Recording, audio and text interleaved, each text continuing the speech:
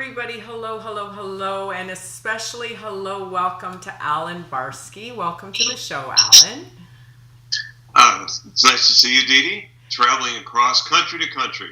Yes, amazing. Well, by the way, I'm your host, Didi Verg, and this is being brought to you by Hypnothoughts 2018 Live, and today we are talking hypnosis with Alan. So let me tell you a little bit about Alan. Before Alan became a hypnotherapist, he had a diverse business background. He was an executive director of the National Consumer Education Bureau. He's been a copywriter and had his own business in the information services. Alan also taught in both high schools and juvenile halls. He even ran for elected public office in Michigan and won. But we're here today speaking with Alan as a certified NLP practitioner and trainer and as a hypnotherapist for over 15 years. So, Alan, tell us a little bit about you. How did you get into the world of hypnosis? Well, I've always loved hypnosis. I was brought up in Detroit, and in Detroit, my family was friends with Saul Lewis, and Saul Lewis ran the Hypnosis Center of Detroit. He was one of the great leaders years ago. So my family loved Solly. He was a great guy, and he was always very pro-hypnosis.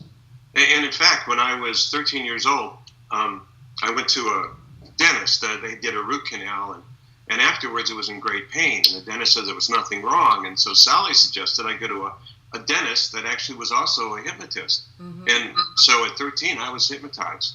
And I remember vividly what went on during the root canal procedure in the doctor's office. They were fooling around, having a good time. The dentist was actually dating the assistant. Anyways, at some point, I felt a rush. And they furiously worked really hard, and they increased the dosage of the IV that they gave me. And when I awoke, the nurse said, this guy's going to feel a lot of pain for a long time. Oops. And so of course, I go home, and I did. And when the good dentist hypnotized me again, he took all that out. And so for me, hypnosis was a way of relieving pain from the very beginning, even when I was a young child. Mm-hmm. How powerful is that? It is very, very powerful. So at this year's Hypnothoughts, you're going to be talking about a subject that not a lot of people are aware of. And again, I'm going to try and pronounce it correctly because it's a tongue twister. It's called Trichotillomania. So and thank you for pronouncing it that way, because it's one of the secrets of being perceived as an expert. The first, it's a 1-hour class. And the one thing I promise, it's going to be fun. Is it going to be corny? I sure hope so. And so one of the things we're going to do is pronounce trichotillomania. And not only pronounce it, but I've got a way that you can also learn how to spell it. And when you can actually pronounce trichotillomania, people perceive you as an expert. Right. So once that happens, and that will happen, then you better learn how to be able to do this. And that's what we're going to go into next. It's a strange thing. It's when people pull their hair out, and I'm including nail biting as well. And it's filled with shame. It's filled with shame and embarrassment. And in particular, it often happens as a teenager. And when a parent sees the child pulling their hair, because they do it in this process, they yell at them, "Stop doing it." There's this awful interaction going back and forth between the parent and the child or the spouse who's saying, "Stop that." And the person doesn't really know they're doing it. So I developed a process to take all that shame away, to take all that embarrassment away, and which I will go into in my 50-minute class at Hypnothoughts. So I think you can get a lot of value out of showing up at this class. Okay. And you're going to learn how to do this process yourself, as well as other things that I use in my practice. Right, that's amazing. And trichotillomania is something that's very embarrassing because people will actually pull out so much of their hair, they'll actually create big bald spots and be forced to wear a hat, and especially if you're a woman, if you're a woman and you've got these massive bald spots everywhere, it's a really, really debilitating condition. It's pretty bad, and I also include eyebrows and eyelashes. So it can be pretty awful, and it can be little spots and skin picking. Sometimes I'm going to include a little bit about that too, and it is pretty embarrassing. They don't know what to do, so we do know what to do, and we can be very helpful. We can take them through a wonderful process where they can make that change. And let me tell you, with someone who's had a lifelong habit, anything from nail biting to hair pulling to any of that, I mean, virtually you say that is it just 4 sessions that you can help them be rid of that habit? It's common 4 sessions, sometimes 6 sessions, but we've had a great deal of success within that process. Right. Yes, most people within 4 to 6 sessions. Okay. I believe the hypnosis that I like, the hypnotherapy that I like, I have a different practice. About a third of my practice is executive coaching. Okay. Another third is referrals from medical doctors. They come to me with different conditions. Sometimes a doctor will send me someone if they're working on skin in particular. I work with women who have eruptions all over their skin. Like an eczema? Like an eczema? Like an eczema? What is it they have? Oh, no, it's eruptions. Sometimes if you're working with a naturopath, they're getting rid of poisons out of the body. Oh, and the poisons are releasing in different places. But eczema too. These things, skin conditions, anything in the endocrine system, are strongly influenced by our thinking, our thoughts, and the hypnotherapy process. So there, a number of doctors send me for that. Sometimes people who go to the doctor so often that they're getting a little afraid of doctors. Right. It's anxiety related. All these things are anxiety related, and that's the majority of my practice. And I'm booked. I'm booked through May. And I'm booked 3 weeks to a month ahead of time. I do no marketing whatsoever. Right. It's all referral business from either the doctor or someone who I helped in the past. And I really love this business. In the executive coaching, I'm dealing with people who own businesses. Right. In this area, there's special effects. A lot of people in the special effects business, or in the sector, or in the tech sector, or in the biotech sector. So I get to work with people who have some pretty interesting jobs. And I think my advantage is I have life experience. I didn't just go to school and suddenly say, oh, here's my shingle, I'm here to help people. No, I went out there. I did business. I did some businesses where I made money. I did some businesses where I lost money.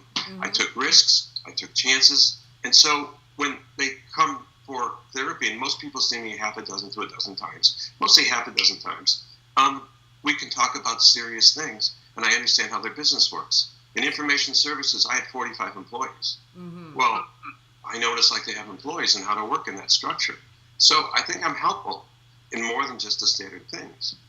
So that's the majority of my business, that and some pain and weight loss, which are standards. And not many people smoke cigarettes around here. So that's usually the standard in other places, but here less so. And so I've kind of made a living about the things that people care about. So I am noticing behind you is just such a beautiful, beautiful backdrop. And you shared with me that that's your office location. So tell me a little bit about, do you use that with your clients? I do use it with my clients. I use it with every teenager for sure.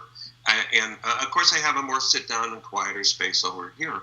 But we have this beautiful garden. And it's a lovely garden. And frankly, 2 years ago, it meets Zen standards, meets Japanese tea garden Zen standards. We had 800 people tour the garden. Paid $49 a piece to see our garden and 2 others. 800 people coming through here, so there's a lot going on in this garden. But I use it as part of the hypnotherapy process.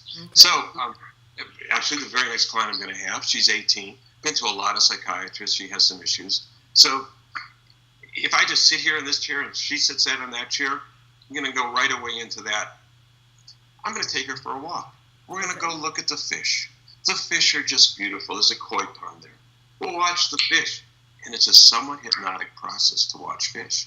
And certainly I'll be giving hypnotic inductions as we watch the fish. And then there's a bridge. Sometimes I'll have them stand on one side of the Japanese bridge, and I'll have them pull, and we'll fight, and we'll yank, and try and hold on to their old problems, and we'll drag them across the bridge in a kind of a playful way, and they'll dump their problems into the middle, into the water, and the waterfall will take it away. And in this process, it's physicality. When you can bring physicality into the hypnosis process, you're really getting things out of the body. And I think it's better than just sitting there.